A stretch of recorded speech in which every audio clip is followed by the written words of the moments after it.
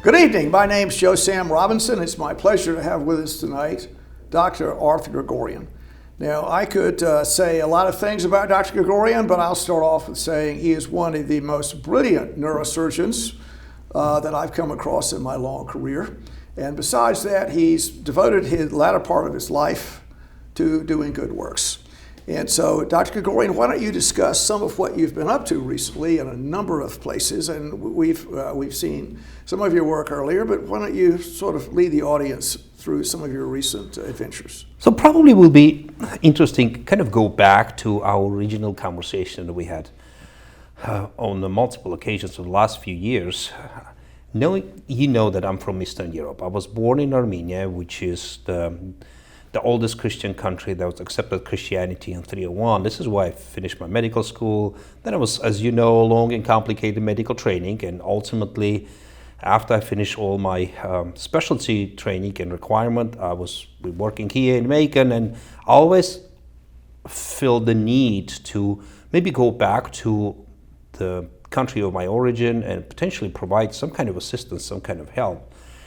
So it led ultimately to multiple contacts and conversations with the colleagues that I knew in that part of the world, particularly in the medical school. And that's what I realized, that as far as the neurosurgical aspect of the work there, they do probably will benefit from a lot of help and guidance. And this is how the process started. We went back.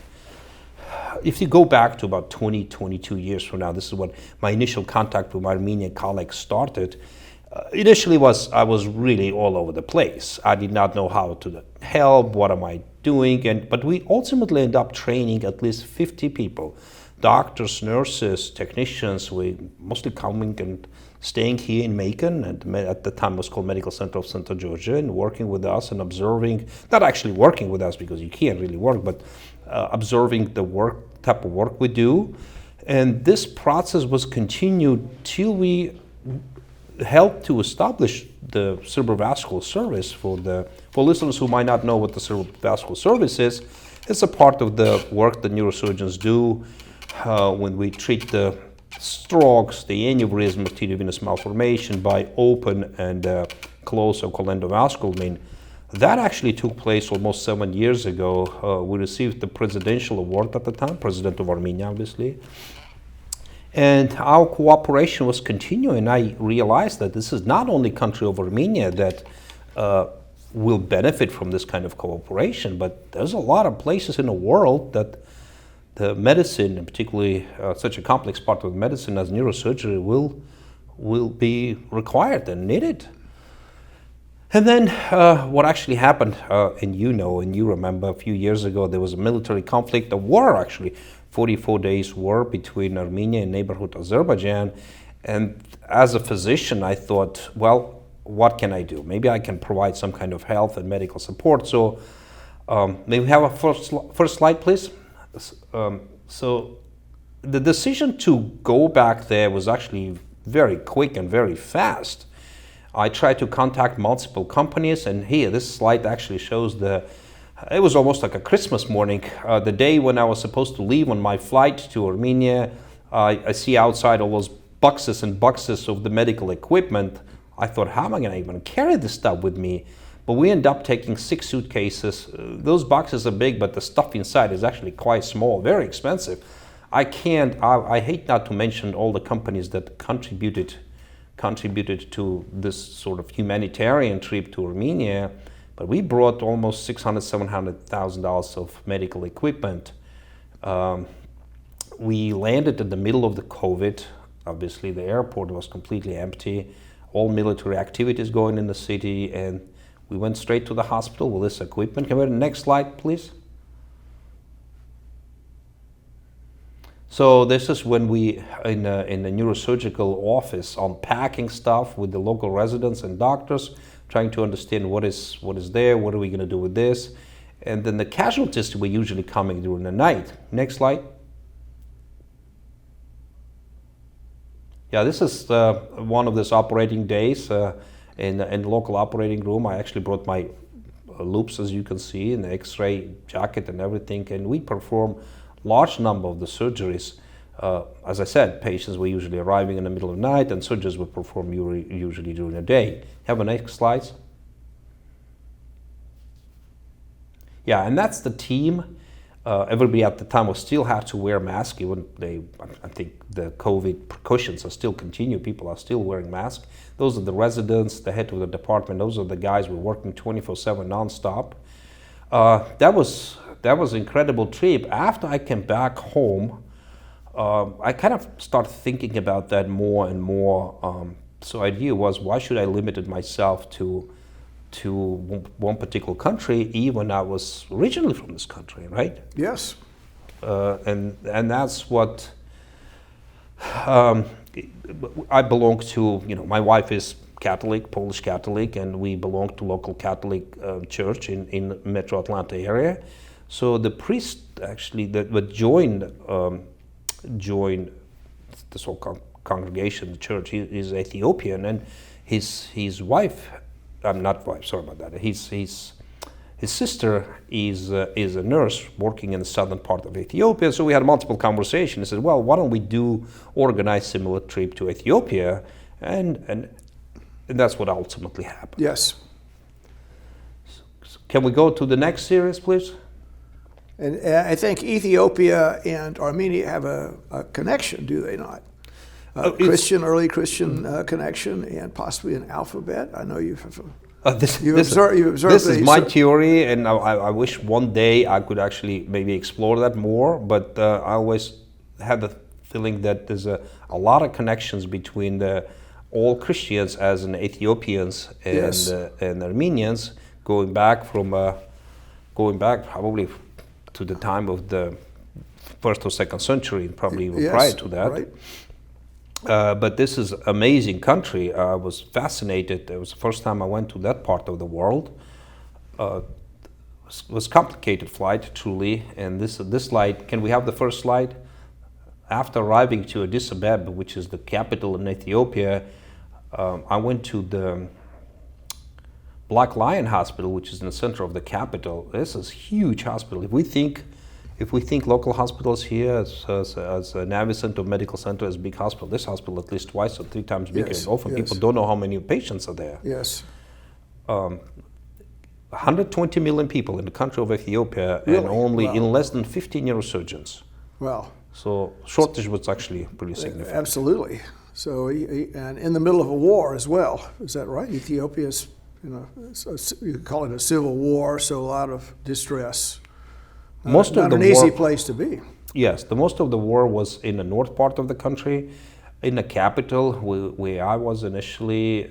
Obviously, we've seen some of military casualties, but not so much. Yes. But type of the pathology that we've seen and observed there was incredible, because they treat pediatric population all the way up to 70, 80, and there's the variety of the surgeries and complicated diagnoses that coming from all over the country, 120 millions, to this big hospital where most of the specialists, or majority of the neurosurgical specialists, are trained and working. So I thought it's such an incredible potential project for the future for somebody Yes, who's yes. interested to devote more care for Can the we Africa. get a next slide? Yeah, so that- this is one of the here we surgeries go. that I was working with local neurosurgeons there, pretty complex brain tumor. Next slide, please. And then day after, we flew down the south part of the country to another quite large province, I would say province, Yes. which has a hospital that run mostly by the Western and American donations, with a very busy trauma service. But the majority of the neurosurgical emergencies were performed by general surgeons, and the general surgeons who I met there, he was actually from the United States, finished Emory University and moved there with his wife and the children, and does general surgery, and including some of not complicated neurosurgery. And this is the countryside, as you can see. It's a completely beautiful country, Yes. driving south and then southwest. Next slide, please. That's that little hospital, but has 24 hours working CT scanner, X-ray, pretty good orthopedic team. OBGYN team, multiple physicians with the families moved there from United States and from the Western Europe and working there. And I feel that the work that they do is really tremendous. Go next slide, please. This is one of the surgeries we perform in that hospital, obviously with the local residents and another general surgeon. Next slide, please. A couple pictures we took outside the hospital. You can see signs, USID there. A big support from all in the Were world. people friendly with Americans? They like the U.S. They're happy to have you there. I mean, I hope they like me being political there. situations might be confrontational, possibly. I did not feel anything like that towards me personally Yes. or anybody else who was with me. I think overall people are very friendly, well, particularly on a professional sort of level. When you're in a hospital, this is interesting to know that even the country has, I believe, 18 dialect or languages, 18 languages. The main language that people speak in the hospital and doing the round and conferences is all English. So as far as the communication, that was not that complicated. Yes. Yeah. Next slide.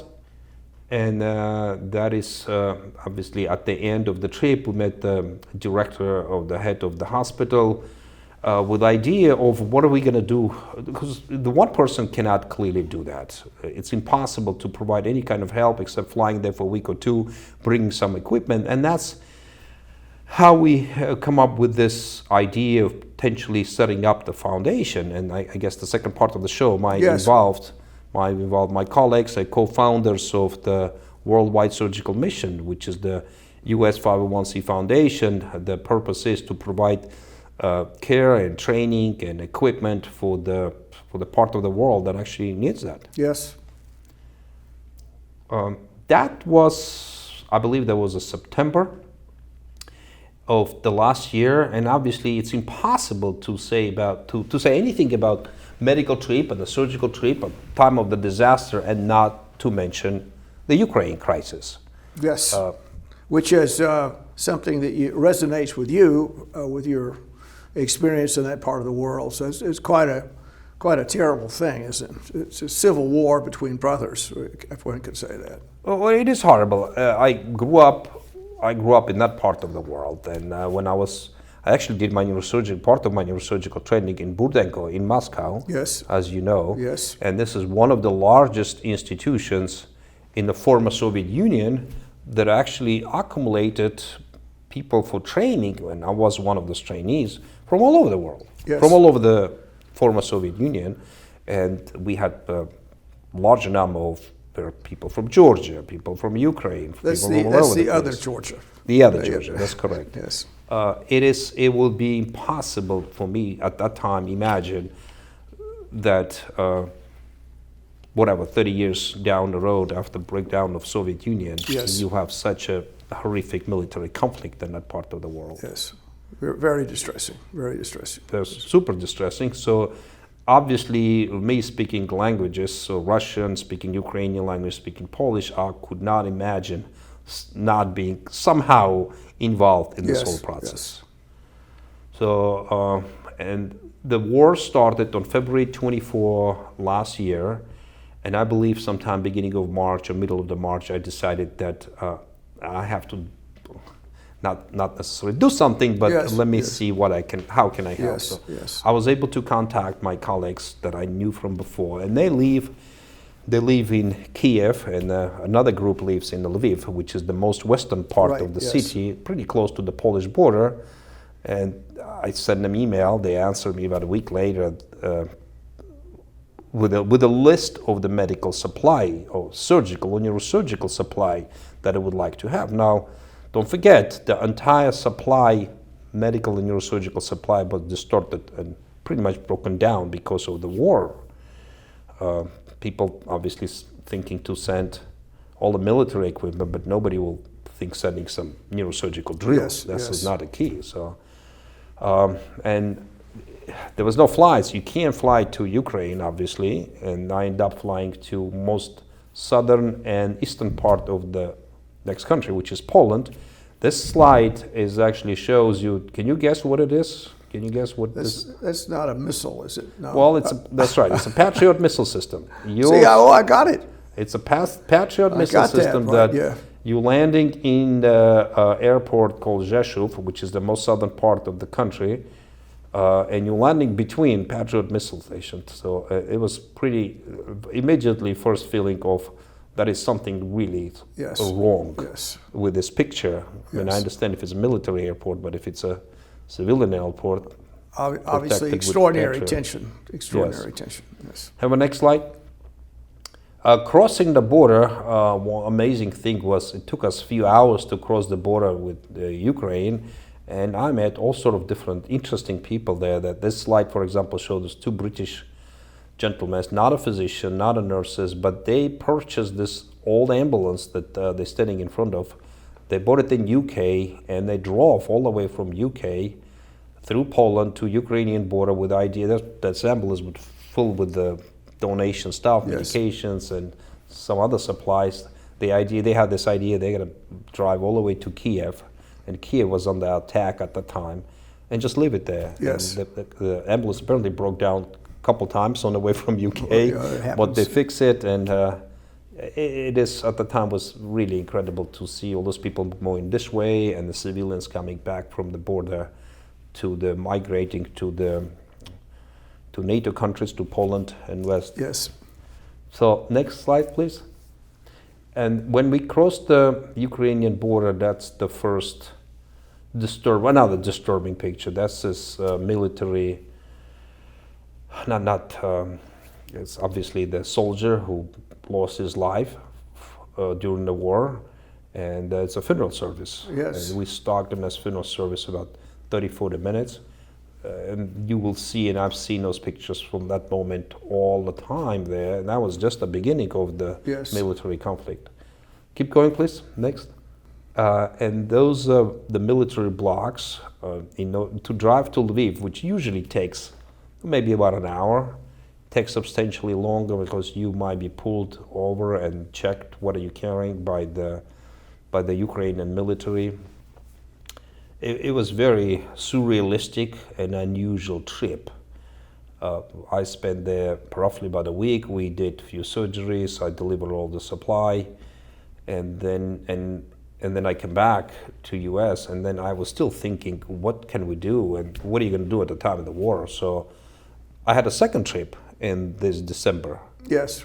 Not as long as this one. It was just a couple of days only. Can we have the next slide? Oh, this is in the city of Lviv. That how they're protecting some arts and from potential blasts. Yes. Lots of missiles are sailing around. Yes. The second time when I went, it was in December. The picture was a little bit different. Here you can see people praying in the central square. It's still quite strong religious part of the Ukraine for sure, with the strong Polish influence and Catholic influence. Yes. Quite religious, I would say that. Does that play a role in the dynamics of the country? The West is Catholic, and then as you go east, Orthodox, or is that an issue? You know, there's actually, as far as the Ukraine church,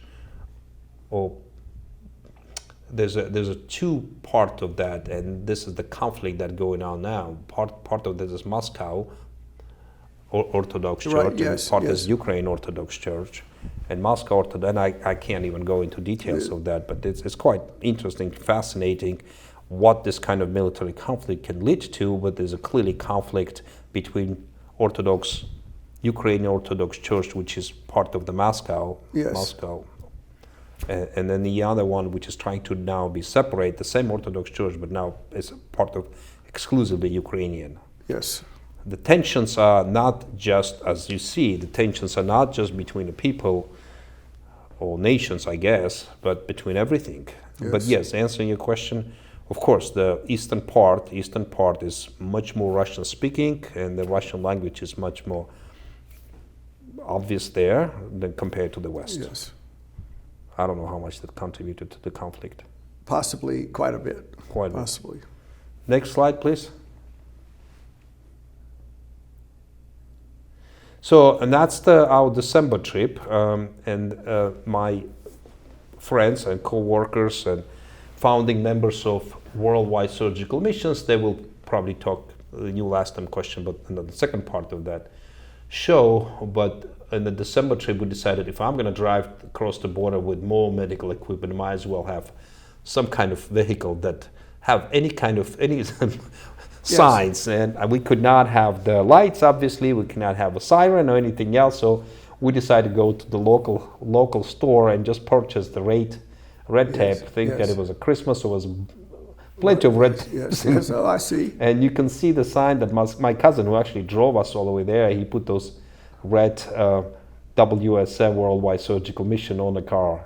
And we drove that. It actually helped us to cross the border. Yes.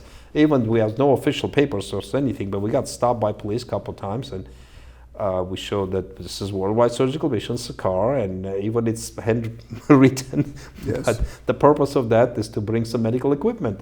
Next. And this is the crossing the Ukrainian border in December of this year, literally, what, two months ago. Yes. The traffic is not as intense that it was obviously last year. I think there's much more organization as far as the passport control and everything else. It was more smooth crossing the border. Next. And we just pulled this car right to the hospital entrance, which was open for ambulances only. Yes. And you can see it's a part of the suitcases that we sort of open up right there, and this is us, and then the person on the right side is the head of the pediatric neurosurgery department. Now, this is the part of tragedy. All those pediatric patients that usually have their doctors and surgeons and who live in eastern part of the country now have to migrate, and this particular hospital, which is a great hospital, but overwhelmed with number of patients that are coming up there. Next slide. So similar situation that you can see in Armenia. Now we're unpacking the same thing, but this is December of 2022, and this is Lviv, and it's Ukraine. We're trying to figure out who donated what. We spent substantial amount of time there to catalog sort of all the equipment and stuff that was donated. Yes. Next slide. And then obviously I had a really interesting tour of the hospital with the head of the pediatric department. And that was the time when I realized that we can actually provide support. And while the supply chain, interestingly, is reestablished now. So if they need some kind of equipment, for example, pedicle screw for orthopedic, for the spine procedures or anything else, they can actually request it, and ultimately we'll get that. It'll take a couple of weeks. At the beginning, it was nearly impossible. Next slide. But there is some improvement. I guess humans always find a way to provide, right? And when they're at their best. When they're at their best. Yes. We did a couple surgeries. This is I'm here with I'm not the doctors treating patients with acute stroke, because as you know, war or not war, but nobody canceled a heart attack or strokes. Correct. So those things are still happening. Yes. And that's the patient had an acute stroke and then was brought up through emergency room, and we helped them out. Next slide. Same situation, another surgery also in Ukraine last year. And at the end, as always, we try to meet the administration, and that's what I did. And this young lady there, she's the head of the department. And interestingly, when I asked her, how can we help? What can we do? And you know what was so interesting answer? She didn't ask for money, she didn't ask for equipment, she didn't ask for any of those things. What she said, can you train our nurses? Really? Yes. This is apparently a big issue there, and I realized that's the problem when I was in Armenia and when I was in Ethiopia. It's not so much doctors, because doctors are able to travel. They often, those days and age, they travel all over the world. They can learn here, they can learn there. But when they go back to the country, they don't have an equipment, they don't have the settings. But what is more important, they don't have a personnel who is trained and understand what those physicians want. Yes. So, and then that's what I came back, and we had even more conversations with my friends and colleagues and co-workers co-founders of Worldwide Surgical Mission, what can we do? How can we do to help them out with this nursing situation? So, and ultimately, we come up with the plan, potentially bring 6 to 10 Ukrainian nurses to United States, to Georgia, and let them spend here 2 to 4 weeks and train them based on the Western standards, and then send them back there so they can provide even more support. And that's our next plan. Well, that's a good one. I like that plan. It seems fairly feasible if the nurses can arrive here. I mean, it seems like there shouldn't be a terrible difficulty, and from a legal point of view. I don't think so. Our hospital system, now I'm working with the WellStar. I approached the administration, and the overall administration was actually quite supportive. I think this is might be great story and good way of helping the other country and that this country does in distress. So we are in a process now to potentially start thinking about that. What nurses, how many, how's this? It's all obviously financial question. Yes. Obviously, and that's what we thought. Well, it's going to be impossible to accomplish anything unless we will have a foundation, and so Chris and Lee will talk about that in the next half an hour, I guess. Yes. But that's sort of a goal. We have to do some kind of fundraising events, multiple events, because there's only so many times I can travel with suitcases abroad. Yes. And something has to come ahead of me, behind me, and then this has to be much more organized. So, and that's what I thought. I'm talking now about past. Yes. But past is important only for the purpose of building a better future, right? Yes. So they are, Chris and Lee are the future of potentially Worldwide Surgical Mission. And well, let me say kudos to you, Dr. Griggoran. I've known you for a long while, and I've watched your career unfold. And this is really a great chapter.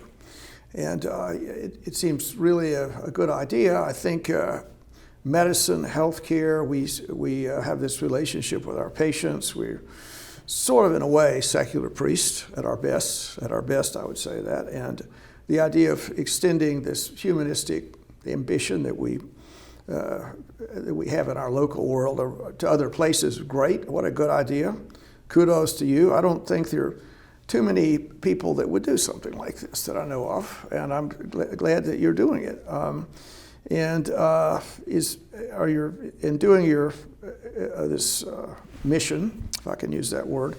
Are there other people that might help you? The Catholic Church, you mentioned that. I mean, are the people other organizations that might get in the rowboat, so to speak, and take an oar?